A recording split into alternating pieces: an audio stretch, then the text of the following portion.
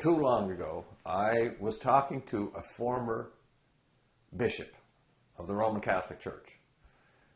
He was at a performance that I was giving, and he came up after the performance and said to me, "I have a story you might be interested in hearing." And of course, I always love to hear that.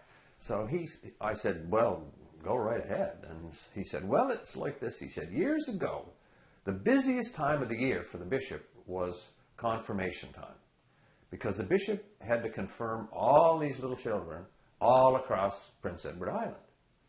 So he would be on the road going from one parish to the next.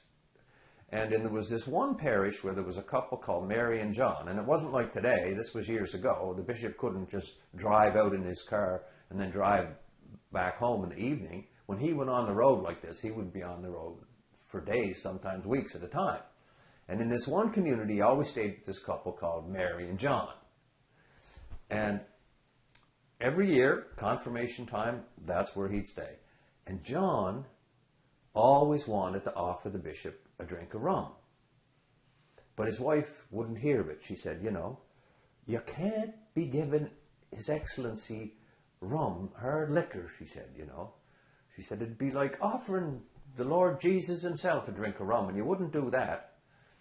Well, John wasn't so sure, but he deferred to his wife, and for a few years at least. And then one year the bishop came in, and he was looking kind of tired, looked like he had a hard day. So John says, "Excellency," he says, "would you like a nice cool drink of milk?" He said, "You look kind of tired." And the bishop said, "Well, yeah, that'd be nice, John."